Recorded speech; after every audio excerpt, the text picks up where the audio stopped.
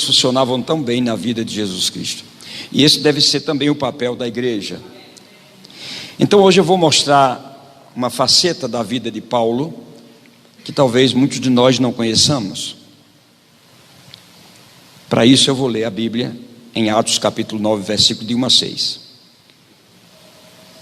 A Bíblia diz assim: Saulo, respirando ainda ameaças e morte contra os discípulos do Senhor, dirigiu-se ao sumo sacerdote e lhe pediu cartas para as sinagogas de Damasco, a fim de que, caso achasse alguns que eram do caminho, assim homens como mulheres levassem presos para Jerusalém. Seguindo ele estrada fora, ao aproximar-se de Damasco, subitamente do céu brilhou uma luz ao seu redor. Caindo por terra, ouviu uma voz que lhe dizia: Saulo, Saulo, por que me persegues? Ele perguntou: quem és tu, Senhor? E a resposta foi: eu sou Jesus a quem tu persegues. Mas levanta-te, entra na cidade, onde te dirão o que te convém fazer. Atos capítulo 9, versículo 15 a 16. Mas o Senhor disse a Ananias: Ananias, vai, porque este é para mim um instrumento escolhido. Diga: instrumento escolhido. Para levar o meu nome perante os gentios, reis, bem como perante os filhos de Israel, pois eu lhe mostrarei quanto lhe importa sofrer pelo meu nome.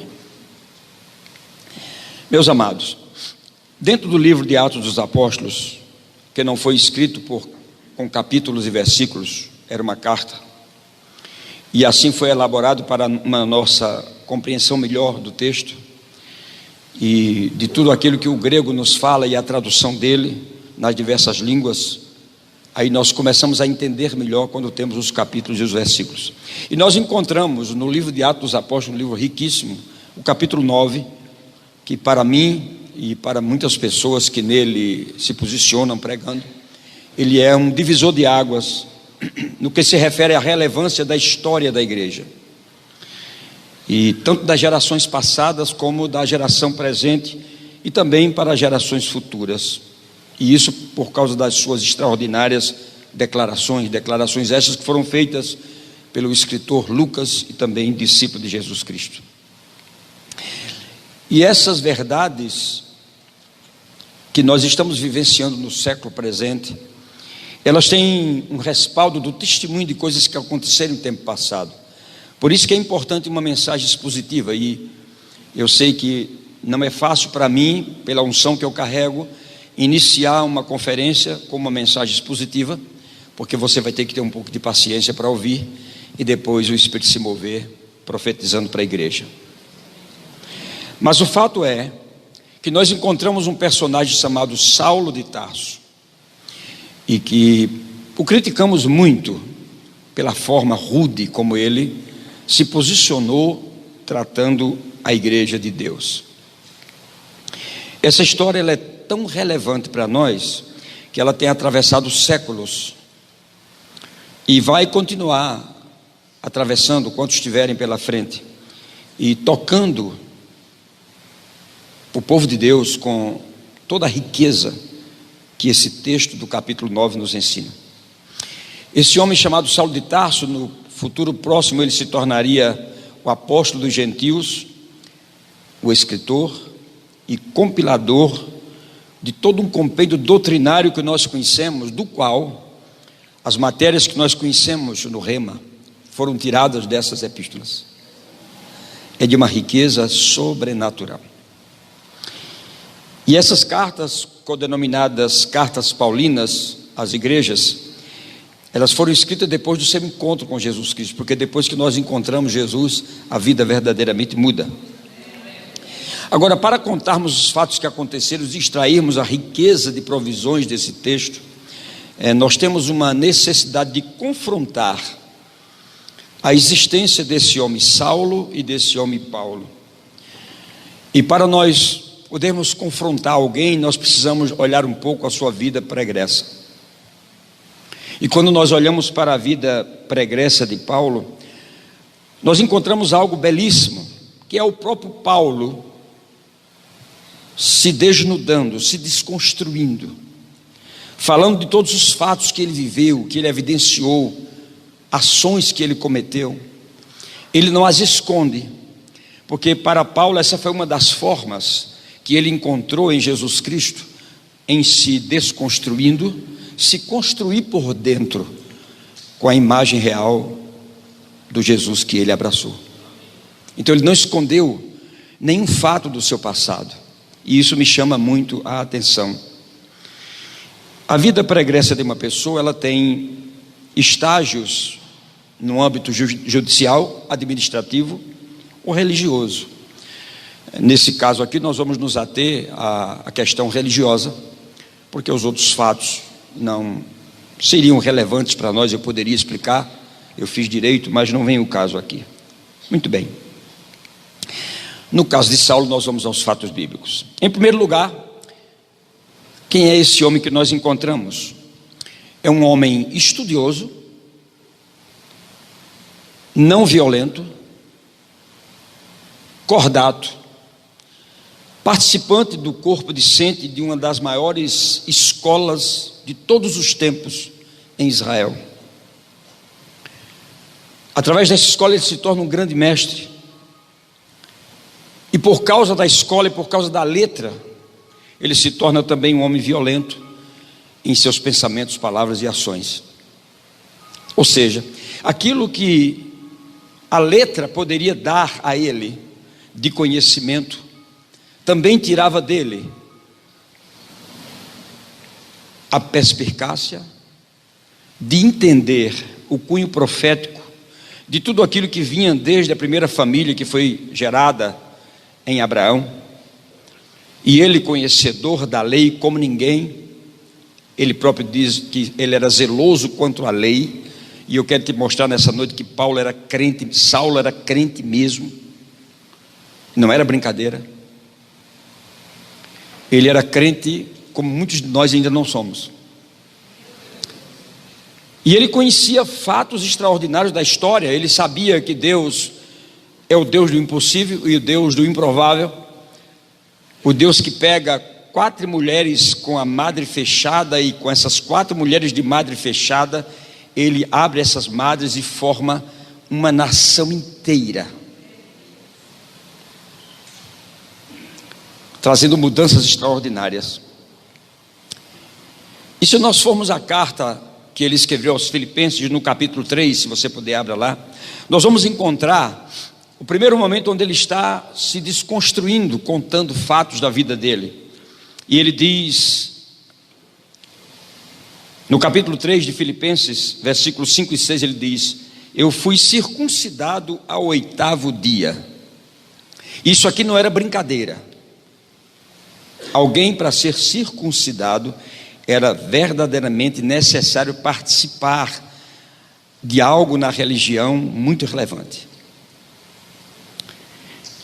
Ele diz que foi circuncidado ao 8º dia, que ele era da linhagem de Israel. Nós não vamos ter muito tempo para explicar tudo isso para vocês. Ele era da tribo de Benjamim, e ele era hebreu de hebreus.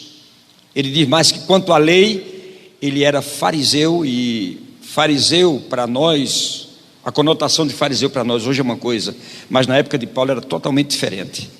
E se der tempo eu vou explicar um pouco sobre isso. Ele diz: quanto à lei, fariseu; quanto ao zelo, perseguidor da igreja; quanto à justiça que há na lei, irrepreensível. Ou seja, ele cumpria a risca. Você percebe que de sua origem ele também discorre nos textos que escreveu que ele era de Tarso, que era uma região da Ásia Menor, hoje chamada Turquia. Também romano, por ter nascido em Tarso, do lado de dentro dos muros da cidade, era cidadão romano. Então esse homem tinha um pedigree como poucos homens, e de descendência hebreia, pois era da tribo de Benjamim também, e ele se julgava alguém por isso. Judeu de sangue, cidadão romano.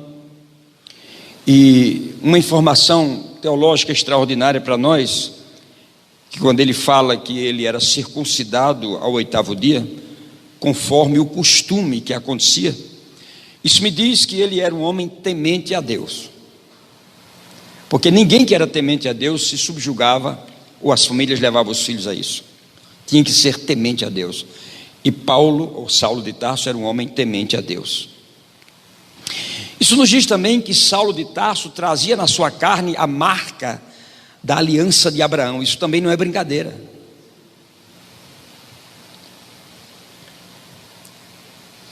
Haja ver que nós hoje carregamos essa marca por causa de Cristo, em Abraão também. E ele trazia essa marca no seu corpo. Num certo momento ele diz: eu quero levar o resto das marcas de Cristo, porque as marcas da aliança ele já tinha, mas agora ele precisava das marcas de Cristo também. Toda a descendência de Abraão foi circuncidada. João Batista foi circuncidado. Jesus foi circuncidado. Saulo de Tarso também foi circuncidado. Então esse perseguidor da igreja que nós conhecemos, Saulo de Tarso, ele traz no seu corpo a marca de Deus, mas é um perseguidor.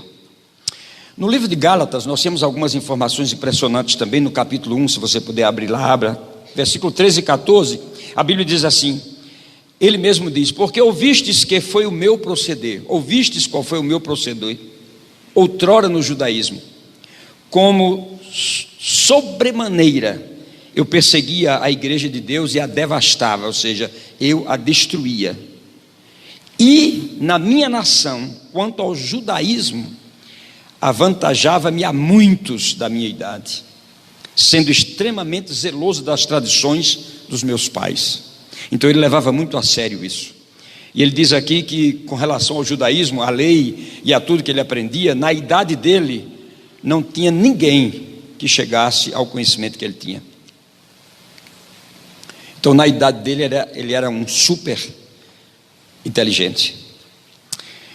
Em Atos capítulo 22, eu disse que era uma mensagem expositiva, por isso que nós temos que buscar a palavra para nós entendermos. Ele diz também no capítulo 22 de Atos, versículo 1 a 3: irmãos e pais, ouvi agora a minha defesa entre vós. Quando ouviram que eles falavam em língua hebraica, falava muito bem, guardaram ainda mais um silêncio. E ele continuou: eu sou judeu, nasci na cidade de Tarso, na Sicília, criei-me na cidade e aqui fui instruído aos pés de Gamaliel, segundo a exatidão da lei dos nossos antepassados, sendo zeloso para com Deus, assim para com todos vós até o dia de hoje. Então ele se gabava do mestre que ele possuiu. Quando ele diz que era zeloso, ele está falando que o zelo dele era por Deus mesmo. E ele está dizendo que seguia a lei à risca. Ele se considerava um fariseu nato e mestre, ao ponto de desobedecer ao seu próprio mestre, porque teve um espírito, abra seus ouvidos, independente, em um certo momento. E qual era o peso que Paulo trazia quando ele dizia que era discípulo de Gamaliel? É porque haviam duas conceituadas escolas em Jerusalém, escolas rabínicas, onde exatamente os adeptos do farisaísmo tinham o privilégio de estudar, e eles colocavam também seus filhos. E uma era a escola de Shammá, que era um rabino bem antigo, e a outra era a escola do rabino Hilel. E Gamaliel era neto de Hilel. Gamaliel foi o continuador da escola de Hilel, e ele era um dos mais privilegiados. Ele era um homem extraordinário, Gamaliel, e era fariseu. E Paulo diz: eu fui criado aos pés de Gamaliel. O que é que significa quando Paulo diz eu fui criado aos pés de Gamaliel? Você lembra que um dia João Batista, quando viu Jesus, ele deu um testemunho. Ele disse: após mim vem aquele que é mais poderoso do que eu, do qual não sou digno de, curvando-me, desatar-lhe as sandálias dos pés. Isso não é um texto que mostra simplesmente a humildade de João. João era humilde, mas esse texto quer dizer uma outra coisa. É que os alunos de Gamaliel, principalmente aqueles que se destacavam no estudo, eles tinham o direito de passar um período de tempo com o mestre, e ao deitar o mestre, eles desatavam a sandália dos pés, e ao acordar o mestre, eles tinham o privilégio de atar as sandálias. Isso dizia que ele era um dos melhores alunos daquela escola. E pasmem os senhores e senhoras que João está dizendo: eu não sou digno. Ou seja, eu não podia nem ser discípulo de Jesus. Enquanto isso, Saulo está dizendo: eu sou top. E a tradição judaica sinaliza como melhor aluno o aluno que passasse por esse processo. Então, lá estava ele dizendo: eu fui criado aos pés de Gamaliel, e ele se gabava com relação a isso. E nós vamos ver onde é que vai dar isso. Muito bem. Uma outra coisa é que, quando eu falei no início, quando nós falamos sobre fariseu, hoje isso é corriqueiro, mas veja bem, na verdade, esse termo fariseu, ele é oriundo da guerra dos Macabeus. Quando os Macabeus tentaram tomar o império, e foi uma confusão muito grande, então um grupo de pessoas se reuniram, entre eles Gamaliel e toda a descendência, e criaram a seita dos fariseus. E o que significava isso? Era um povo que estava pronto a qualquer custo a guardar a lei de Moisés intacta. O que não aconteceu no exílio. 12 tribos se perderam, só 2 tribos se conservaram. E os fariseus se juntaram exatamente para isso, para guardarem aquela lei. Essa lei que Saulo está dizendo que por ela ele mataria. Ele não pensaria 2 vezes. Então, os macabeus trouxeram essa revolta, e aí esse grupo de pessoas se reuniu, formaram essa religião chamada os fariseus, e eles eram defensores da palavra a todo custo. Hoje o termo é pejorativo. É a mesma coisa dizer assim: o irmão é crente, mas o testemunho dele não é bom. Mas em tempos passados, crentes tinham testemunhos. Eu quase morri queimado, porque era chamado de bode, nos lugares que fui missionário por 10 anos na missão evangelizadora do Nordeste. Dormi na cadeia por causa do Evangelho. Mas hoje tem sido um pouco diferente. E se torna exatamente um termo pejorativo, porque quando Jesus está lá, os fariseus já não são mais os mesmos fariseus. Eles já estão pedindo para as pessoas fazerem o que eles não fazem. Por isso que Jesus reprovava os fariseus. Se nós formos ao capítulo 5 de Atos, lá está narrado também que Gamaliel, como fariseu, tinha uma cadeira cativa e era muito privilegiado pelo seu caráter, pelo tipo de vida que ele tinha, né? Então, quando nós olhamos toda essa história, enquanto esse jovem, e agora eu quero começar a pregar para terminar, enquanto esse jovem Saulo de Tarso está na escola de Hilel, aprendendo sobre a lei e reciclando tudo aquilo que ele já vinha desde os 12 anos sabendo, enquanto esse jovem está aprendendo mais, ainda como uma pessoa mansa e suave, mas já começa a ouvir alguns requisitos de coisas que estão acontecendo, de um nativo nascido em Belém, mas chamado de Galileu. Mas Jesus não era Galileu, porque ele não nasceu na Galileia.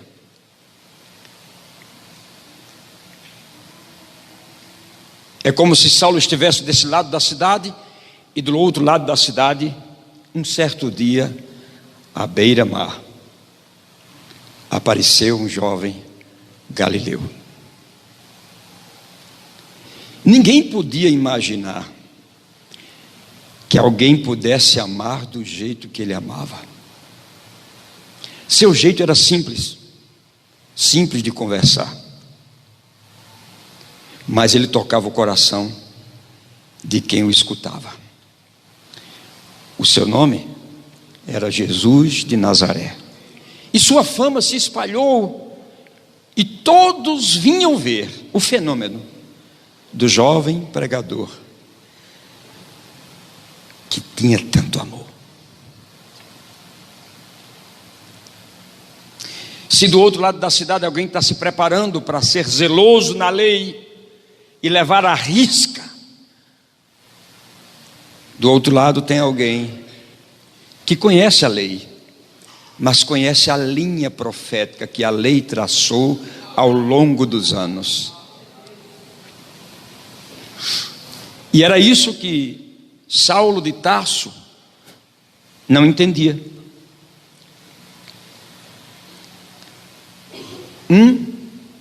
Extraordinário nas línguas, versado nas escolas melhores de Jerusalém. O outro, um filho de um carpinteiro. Só que esse filho do carpinteiro, ele trazia uma mensagem. E qual era a mensagem que esse homem trazia? Salvação, restauração, vida eterna com Deus. E ainda por cima, declarando-se o Cristo, o Filho do Deus vivo. Agora, eu queria que você ouvisse bem o que eu vou dizer para você. O quanto isso era confuso para Saulo de Tarso. Porque esse homem que é morto e que ressuscita, ele morre de uma forma que é uma afronta para Saulo. A Bíblia diz que ele foi pendurado no madeiro, e a Bíblia diz que todo aquele que era pendurado no madeiro era maldito.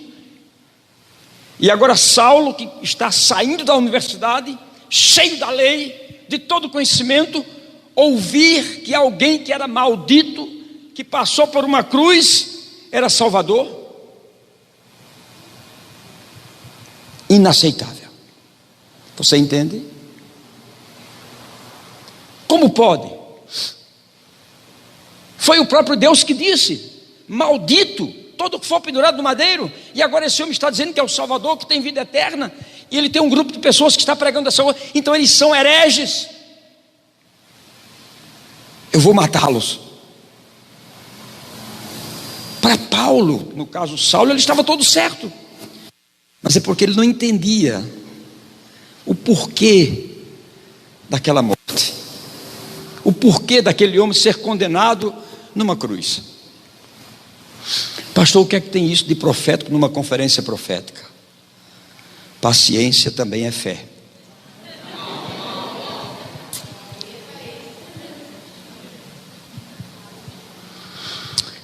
Aleluia.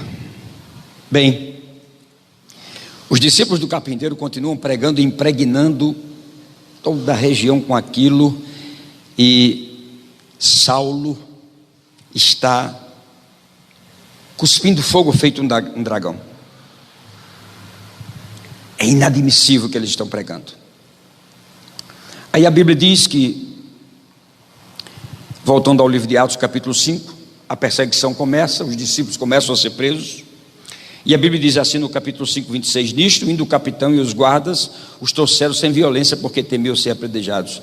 Trouxeram-nos e, apresentando ao sinédrio e ao sumo sacerdote, os interrogava, dizendo expressamente: vos ordenamos que não ensinasseis nesse nome.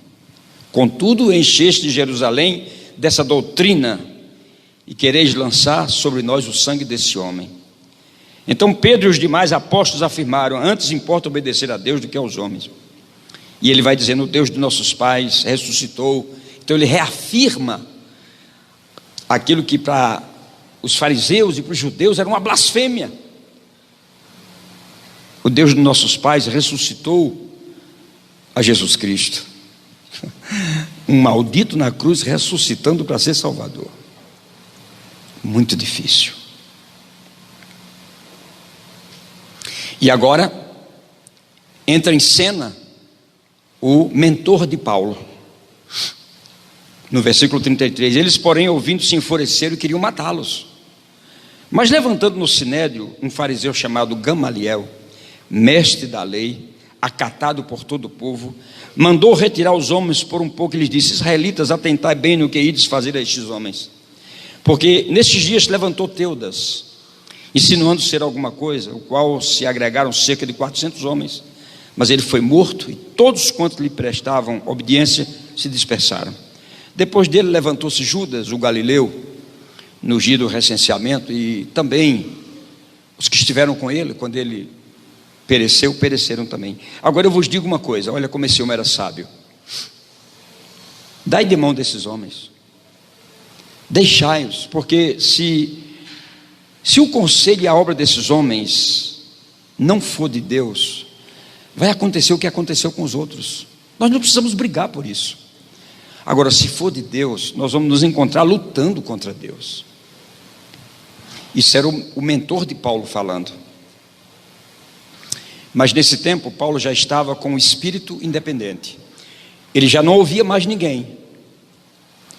E aguça seus ouvidos. Quando chega o momento que você não escuta mais ninguém, esse é o momento do céu entrar em cena.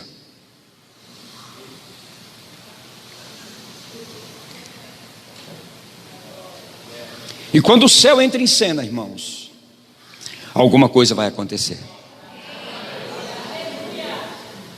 E o bom mesmo é quando o céu entra em cena por coisas que nós estamos fazendo, colaborando com o céu. Mas quando o céu entra em cena por coisas que nós estamos contrariando o céu, é muito perigoso.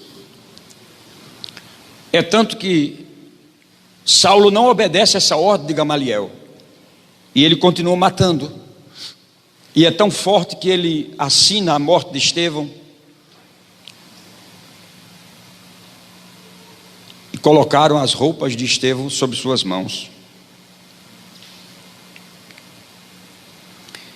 E Saulo acha pouco, ele vai ao Sinédrio, o mesmo Sinédrio que por um momento concordou com Gamaliel que poderiam deixar por um tempo os do caminho. Mas Saulo está tão furioso que ele vai ao Sinédrio, e ele é tão inteligente, ele era tão argumentativo, que ele conseguiu cartas para ir a Damasco, para perseguir os do caminho, porque era assim que Jesus denominava o caminho. Jesus é o caminho. Mas é interessante notar que ele vai para Damasco para pegar pessoas e levá-los presos. Mas é no caminho que ele tem um encontro com o caminho. No caminho ele tem um encontro com o caminho, e nesse caminho as coisas começam a mudar para esse homem. E é muito interessante porque a Bíblia diz que ele lá cai e ele perde a visão. Mas ao mesmo tempo a Bíblia diz que, como ele era um homem crente, zeloso por Deus, selado por Deus, circuncidado, a Bíblia diz que ele também era um homem de oração. Quando o céu entrou em cena, ele não podia mais levar pessoas, pessoas levaram ele. Ou seja, não era mais o mestre que levava pessoas, eram pessoas que carregavam o mestre. E o mestre ia para onde as pessoas diziam que ele ia. E quando ele estava orando, enquanto ele estava sem visão, ele estava tendo uma visão. Porque muitas vezes, para Deus dar algo novo, ele tem que tirar aquilo que é velho. Se a visão é velha e Deus quer te dar uma visão nova, pode ser que ele tire a visão velha para que a visão nova chegue. E eu vou profetizar. E eu gostaria que você se posicionasse. E eu vou lhe dizer como é que eu ensinei meu povo a se posicionar e ficar de pé mesmo para receber. Eu declaro essa noite em nome de Jesus, o Espírito do Senhor Jesus Cristo, o Espírito de profecia, trazendo visões do céu, visões de um tempo profético que nós estamos para viver nessa terra, que vão mudar situações que você não vai nunca imaginar como é que pode ter acontecido isso. Está chegando o tempo do tudo é possível. E essas visões do céu vão adentrar a mim e a sua vida de uma forma sobrenatural, que você vai ver coisas do céu verdadeiramente. Em nome de Jesus você recebe? Então pode sentar. Outra lição que nós tiramos desse texto, irmão, é que muitas vezes nós estamos pensando que estamos fazendo coisas para Deus, e Saulo pensava que ele estava fazendo algo para Deus, mas ele estava fazendo contra Deus. E essa é uma coisa que nós precisamos ter cuidado. Todas as vezes que formos fazer alguma coisa, nós devemos entrar em ebulição com Deus, em oração com Deus, fazer um jejum, buscar dele respostas para não andarmos errados. Eu me lembro de Davi. Davi, quando assumiu o reino de Israel, Israel tinha 9.850 quilômetros. Quando ele tinha 70 anos, que estava à morte, e que levantou Salomão, Israel tinha 98,8 quilômetros. Ele foi um homem de batalhas, ele foi um homem de guerras, ele foi um homem que conquistou terras, ele foi um grande administrador. E teve um momento que ele disse: chama Natã para mim, por favor. E Natã veio. Ele disse: Natã, eu estou inconformado com uma situação. E Natã disse: o que é, meu rei? Ele disse: eu moro num palácio, minhas torneiras são de ouro, minha banheira é de ouro, minha cama é de ouro, tudo meu é do bom e do melhor, e nós continuamos a adorar a Deus em tendas. Não consigo mais. Eu quero construir um templo como nunca ninguém viu. E Natã disse: muito bem, meu senhor, faça segundo o seu coração. E Natã saiu. Quando Natã chegou na esquina, Deus disse: Natã, volte lá, não foi isso que eu mandei você dizer. Você está agradando o rei, volte lá. Aí Natã voltou. E Natã disse: salve o rei, seu rei, me perdoe, mas o que eu tenho para dizer para você não é aquilo que eu disse, faça segundo o seu coração. Você é um homem que tem muito sangue nas mãos, pelas conquistas que você fez. Então você não vai construir o templo, mas o seu filho pode construir o templo. E eu gosto de Davi, porque ele disse: não tem problema. A questão não é quem vai construir, é para quem nós estamos construindo. Aleluia. Eu estou falando com alguém aqui nessa noite. Ele disse: eu vou pegar parte do tesouro do reino e do meu próprio tesouro e vou deixar para Salomão. E ele chamou Salomão e disse: filho, olha, aqui está a riqueza toda, você constrói. Salomão, altamente inteligente, pensou: mas que negócio é esse que meu pai está botando na minha mão? Se meu pai tivesse me dando um reino falido, se eu conseguisse uma barra de ouro, era um sucesso. Mas meu pai está me dando um reino próspero, eu não posso fazer menos que isso. E ele pensou: na lei de Levítico, um homem rico oferece um boi, já é o suficiente. Meu pai ofereceu 500 numa missão, eu vou oferecer 1.000. Porque o projeto que está vindo para as minhas mãos é muito grande, eu não posso oferecer qualquer coisa. Estou falando com alguém? Aí ele oferece 1.000. Um boi gordo custa R$5.500. Ele ofereceu 1.000 bois. Deus viu o coração dele. O que Deus viu no coração dele é alguém que Deus colocou algo grande, e ele não pode começar de qualquer jeito. Então ele disse: eu vou oferecer o melhor para Deus. E aí ele oferece o melhor e vai dormir, e ele tem um sonho. E Deus diz: Salomão, me peça o que você quiser. O que você quer? Ah, Senhor, primeira coisa que eu quero é que você tire todos os inimigos do perto do reino. Não quero nenhum inimigo aqui. Segunda coisa, eu quero toda a riqueza do mundo. Não, ele não disse isso. Ele disse: Senhor, eu quero glorificar o teu nome pelo teu povo. O povo extraordinário, o povo grande, o povo que precisa de cuidado, o povo que precisa de ser amado. Me dá discernimento, Senhor, de como gerir esse povo. E o Senhor disse: muito bem, Salomão, porque tu não me pediste riqueza, nem longevidade, nem a morte dos teus inimigos. Eu vou te dar sabedoria para gerir meu povo, mas também vou te dar riqueza, e etc, e etc, e etc, e etc. Agora, bonito é o que vem depois. Sabe o que foi que Salomão fez? Quando ele acordou, Ele voltou para o altar e ofereceu outra gama de boi, e ainda juntou todos os oficiais e deu um banquete. Não passou 5 minutos, não estava nem terminando ainda, entrou 2 mulheres adúlteras, não poderiam entrar, elas não tinham aliança, não podiam ser julgadas pelo rei, não tinham nenhuma responsabilidade. Mas Salomão era sábio, ele tinha um histórico de alguém que dizia na porta: olha, se fosse o rei, eu faria com vocês as coisas, mas o rei é meu pai, eu não posso fazer nada. Salomão disse: eu não vou cair nesse erro entre as mulheres. E aí foi quando ele decidiu, ouviu as mulheres, mas Salomão de repente gritou assim: tudo bem, vamos resolver a questão, tragam a espada. Porque quando a espada entra, tudo se resolve.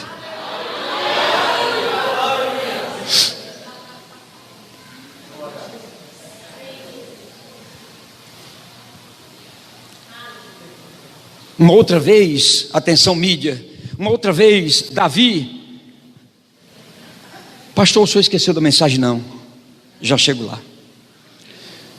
Eu gosto de falar de Davi porque ele era um homem tão extraordinário, não obstante ter tanto poder nas suas mãos, mas ele estava sempre dizendo: Senhor, como é que eu faço? Eu sou um estrategista de guerra, eu tenho um exército, eu conquistei terras, mas Senhor, como é que eu faço? Aí um certo dia, né, mídia, a Bíblia diz que, deixa eu abrir para você, irmão, esse texto você não pode perder, abre.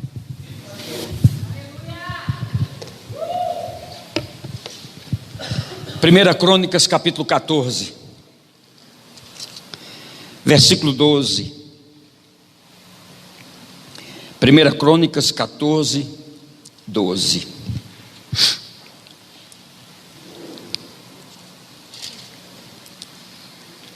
Os filisteus deixaram lá os seus deuses.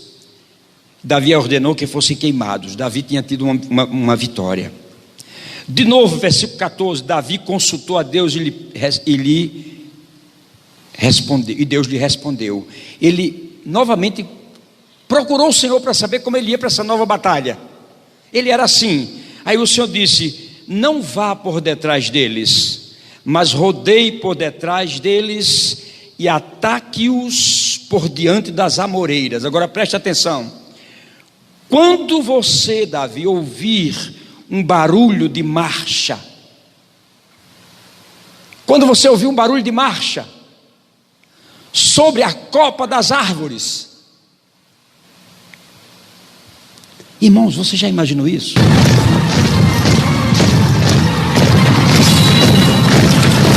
Quando você ouvir um barulho de marcha sobre as copas das árvores, sou eu dizendo: Davi, vai! Fica de pé mesmo, deixa eu dizer uma coisa para você. Eu declaro e profetizo em nome de Jesus, que se você tiver a mesma consciência que Davi teve, de buscar ao Senhor em seus empreendimentos, os seus ouvidos espirituais vão estar tão aguçados, que você vai ser capaz de ouvir os exércitos de Deus marchando sobre a sua cabeça, dizendo: é a hora de você ir. Quantos creem? Quantos podem levantar a mão e orar um pouco agora ao Senhor, agradecendo por essa palavra? Louve a Deus, louve a Deus, louve a Deus por essa palavra. Oh, bendito seja o teu nome, Senhor. Eu ouço barulhos. Coloca novamente, irmão, coloca novamente para a igreja ouvir o barulho. Vamos ouvir o barulho dos exércitos caminhando. Oh, bendito seja o nome do Senhor. Davi, quando você ouviu os exércitos na copa das árvores, sou eu dizendo: Davi, vai! Oh, Rama sobre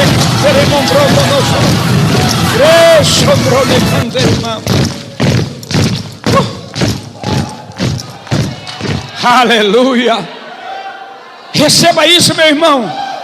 Aguste os seus ouvidos espirituais para você ouvir o céu marchando, trabalhando a seu favor.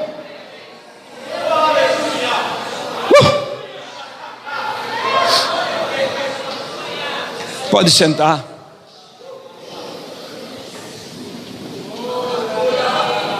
Irmãos, não tem nada melhor do que você conhecer a linha profética da palavra. 3 dias, pedra na porta do túmulo. Pastor, o senhor não vai falar mais sobre Tarso e sobre Paulo? Vou daqui a pouco. Mas a pedra está lá, 3 dias a pedra está lá. Aí Maria vai no túmulo, a pedra não está. Ela volta, ela corre e diz: Pedro, João, tiraram a pedra. Aí a Bíblia diz que João era jovem. João sai na frente, Pedro sai atrás. A maratona está feita. João chega primeiro, bota a cabeça no túmulo, não tem coragem de entrar. Pedro chega, entra e vê o lençol dobrado e volta. Mas a mulher, ela entrou no túmulo. Ela entrou e viu 2 anjos sentados.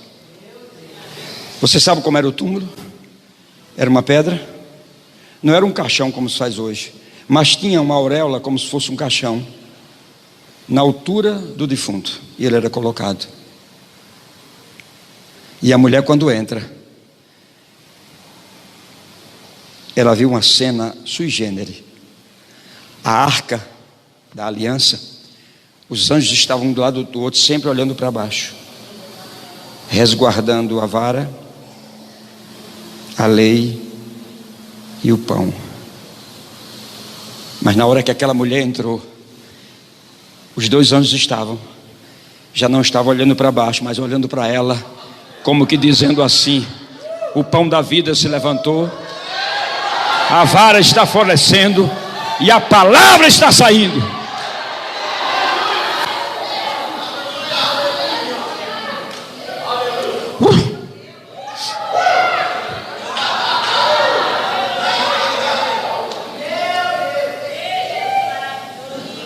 Oh, aleluia.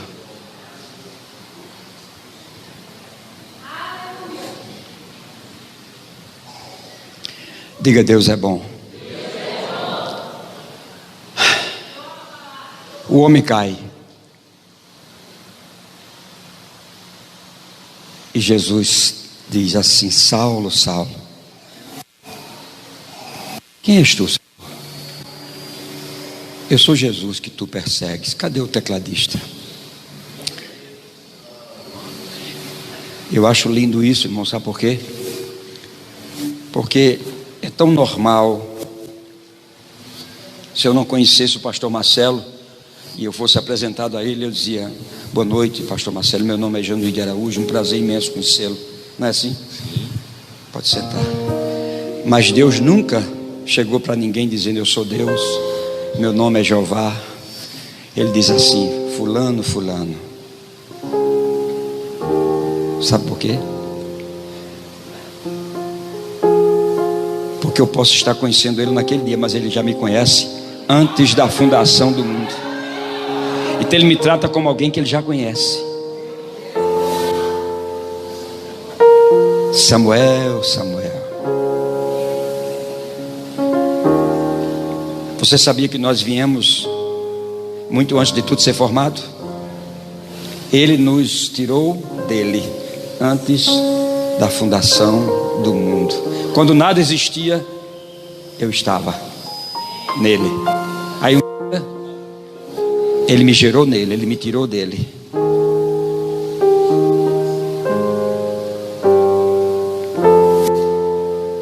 Por isso que tem uma canção que diz: quando não existia, eu vi, contra toda esperança, eu criei, plenamente seguro, na certeza que Deus cumpriria o que prometeu. Aos ataques na fé resisti, vindo o tempo da ceifa colhi. O que era impossível hoje é mais que um troféu, uma prova que Deus é fiel.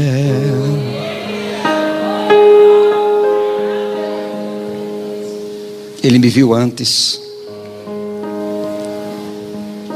e agora esse homem que tem todo conhecimento cai por terra e diz: Saulo, Saulo.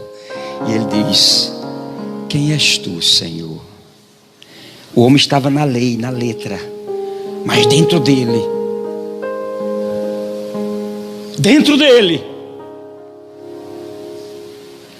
como ele já tinha morado com ele no céu antes de nascer, ao ouvir aquela voz, identificou e disse: quem és tu, Senhor? Quem és tu, Senhor? Eu sou Jesus a quem tu persegues. Mas levanta-te. Levanta-te e vai. Aí levaram ele para a casa de Judas, não o Iscariotes. Lá estava ele na casa de Judas e ele começou a orar. Orava. E Deus pega um homem sem nenhuma formação, um discípulo, um homem simples, e disse: você vai até a rua direita e você vai conversar com Saulo. Eu disse: Senhor, eu estou tendo uma visão. Ei, Ananias estava tendo uma visão. Senhor, dentro da visão, preste atenção, dentro da visão, Ananias tendo uma visão, dizendo: Senhor, você sabe quem é esse homem? Como é que Ananias, esse homem é para mim um escolhido. Diga: escolhido. Deixa eu dizer uma coisa para você. Quando você escolhe é porque você tem opções. Vou dizer de novo. Quando você escolhe é porque você tem opções. Então não foi por falta de opções que Deus nos escolheu. Ele nos escolheu porque Ele nos amou. Foi assim que Ele fez com Saulo. Não era falta de opção, mas esse é o homem que eu quero. Esse é o homem que eu coloquei meus olhos nele. Esse é o homem que eu quero. E é esse homem que eu vou levantar. Ananias, vai lá. E Ananias vai. E quando Ananias chega lá, ele está tendo uma visão. Aquela visão que ele disse lá ao rei depois: olha, não fui desobediente à visão celestial. Porque ele estava tendo uma visão perdida. É complicado. Mas o fato é que esse homem, depois que Ananias coloca as mãos sobre ele e ora, as escamas caem. No outro dia, ele já está pregando que Jesus é o Cristo. Ou seja, de repente, a linha profética da palavra é como se ele dissesse assim: mas como é que eu não pensei nisso? Não é possível. Esses anos todos eu nunca imaginei que esse homem foi morrer por mim.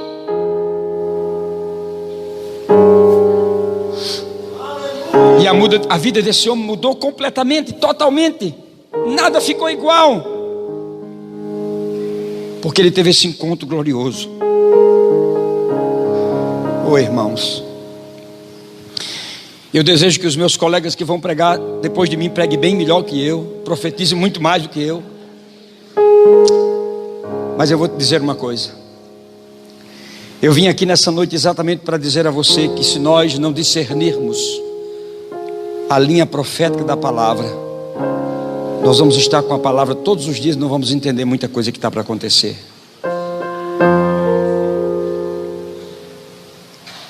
Você sabia que num culto desse há tantas coisas, numa atmosfera profética, há tanta coisa que pode acontecer? Você sabia que em cada culto desse nós deveríamos ter um intérprete? Alguém que está tão ligado em Deus ali, ouvindo a palavra, que aquilo que o pregador não consegue dizer, no final ele vai e canta. Ei, eu disse canta. Vai cantar aquilo que faltou. Porque está chegando o tempo, cantores dessa igreja, que você vai cantar por inspiração. Você vai ensaiar a semana inteira e vai chegar aqui dizendo assim: o Senhor teu Deus está no meio de ti, poderoso para salvar-te. Ele se deleitará em ti com alegria, renovar-te-á no seu amor, regozijar-se-á em ti com júbilo. O Senhor teu Deus está no meio de ti, poderoso para salvar-te, poderoso.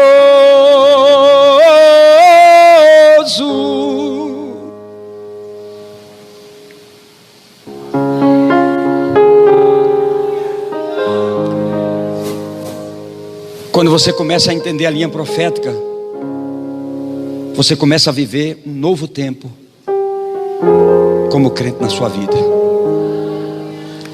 Escute isso. Jesus chegou e Lázaro estava morto, e Marta foi encontrá-lo, e Marta fez uma confusão teológica tremenda. Ela disse: Senhor, se tu estiveras aqui, meu irmão não teria morrido. Mas eu sei que tudo que você pedir a Deus, Ele faz. Jesus disse: sim, Marta, Lázaro vai ressuscitar. Ela disse: eu sei. No último dia. Olha a confusão. Primeiro ela diz assim: se tu estiveras aqui, ele não teria morrido. Ela botou Jesus no passado. Mas ela disse: mas eu sei que tudo que você pedir Ele faz. Ela coloca Jesus no presente.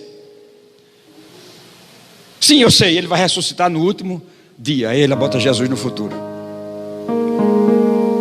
Sabe que muitas vezes nós fazemos assim nas nossas orações? Nós não sabemos o tempo e colocamos, um momento nós colocamos Jesus no passado, outra vez nós colocamos Jesus no presente, depois nós colocamos Jesus no futuro. Ela diz: eu sei que no grande dia, o dia da ressurreição. Aí Jesus diz assim para Marta: escute isso. Ei, Marta, ressurreição não é um dia, ressurreição é uma pessoa. Eu sou a ressurreição e a vida. Marta não espera pelo um dia. Eu sou. Oh, meu irmão, fique de pé. Eu quero profetizar. O louvor pode subir pra gente junto cantar.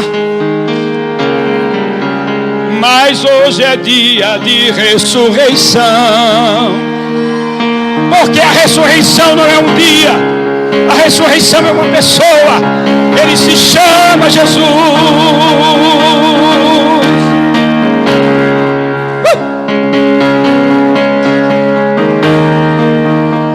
E eu acredito que vocês prepararam uma canção para cantar. E eu não quero quebrar o protocolo. Então eu vou deixar vocês cantarem, para depois eu orar pelo povo. Vamos cantar com eles. Ei, diga para o seu vizinho: ressurreição não é um dia. Diga: ressurreição é uma pessoa. Diga: o nome da ressurreição é Jesus. E hoje à noite, diga: hoje à noite, alguns sonhos podem ressuscitar. Diga: hoje à noite, projetos podem ressuscitar. Hoje à noite, casamentos podem ressuscitar. Hoje à noite, filhos que estão mortos espirituais podem ressuscitar. Saulo, Saulo, quem és tu, Senhor? Eu sou a ressurreição e a vida. Ressurreição não é um dia, é uma pessoa. Vamos cantar, canta. Tu eras a palavra, o cordeiro. Levanta tuas mãos. Oh, aleluia. O mistério de sua glória, Cristo em ti se revelou. Oh, quão lindo esse nome é! Oh, quão lindo esse nome é! O nome de Jesus.